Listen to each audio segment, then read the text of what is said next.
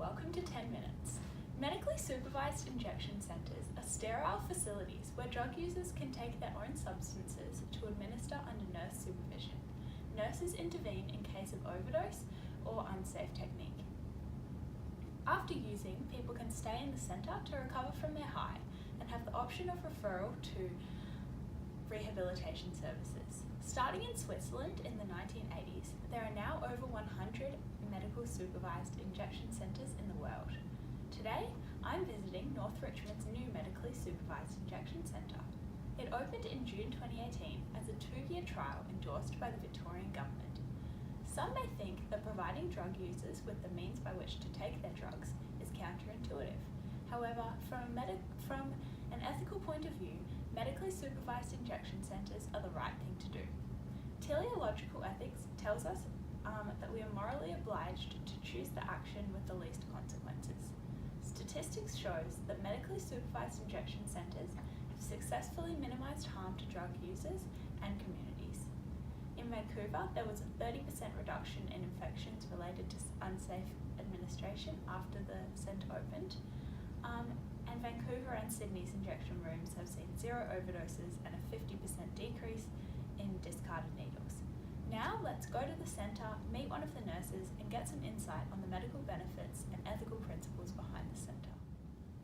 So I'm here with Amelia, one of the nurses from Richmond's medically supervised injection centre. Now Amelia, tell us, what do you think about the centres? Yeah, so I'm all for safe injecting rooms. As a health professional, I know how important it is that my practice upholds ethical principles, so that's something that's really important to me. Ethical principles. Could you tell us a little bit more about those? How exactly do medically supervised injection rooms support these principles? Yeah, for sure. So the ethical principle of beneficence is upheld by safe injecting rooms, which is to do good. So we're doing good because we're reducing the risk that these users would otherwise be at risk of if they were injecting outside our supervised and sterile facilities. We're also able to educate them when they come in, so we give them education about how we can direct them through the right ways. So we're upholding that principle. We're also upholding the principle of justice because by doing this, we're able to help close the gap that these vulnerable population have. So, yeah.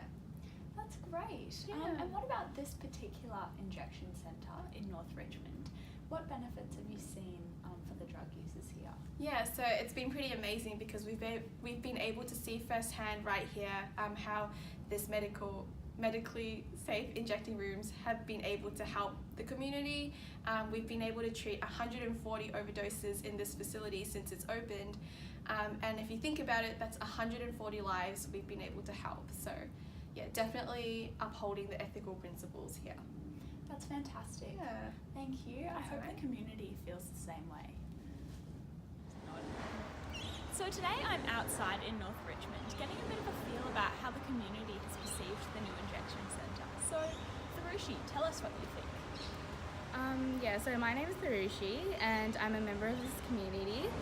As an active member, when these decisions are made, we get together and we think about like what our opinions are about this issue.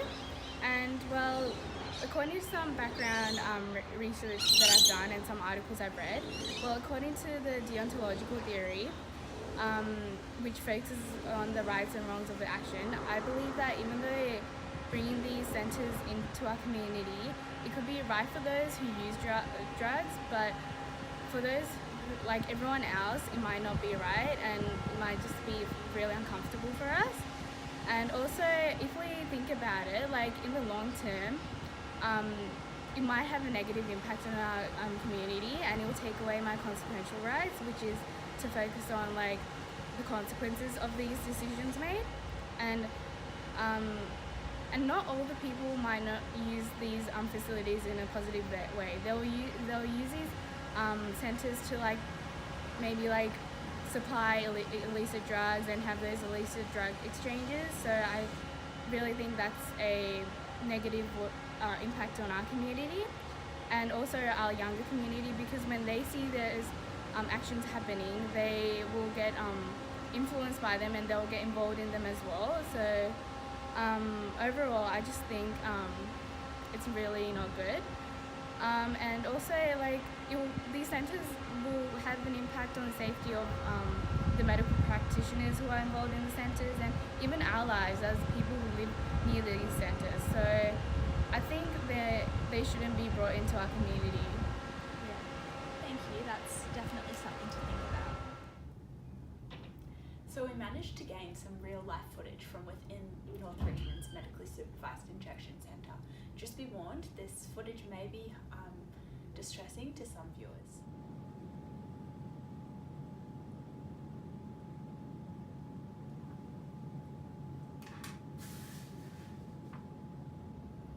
Alright, and how are you feeling, Taylor? Yeah, That's I'm good. fine, thank you. Alright, yeah, your pulse looks good. How's everything been going? Yeah, not too bad. Slowly getting there. Yeah, you're still going to the rehab? Yeah, I've got an appointment this afternoon. Okay, Yeah. oh, good.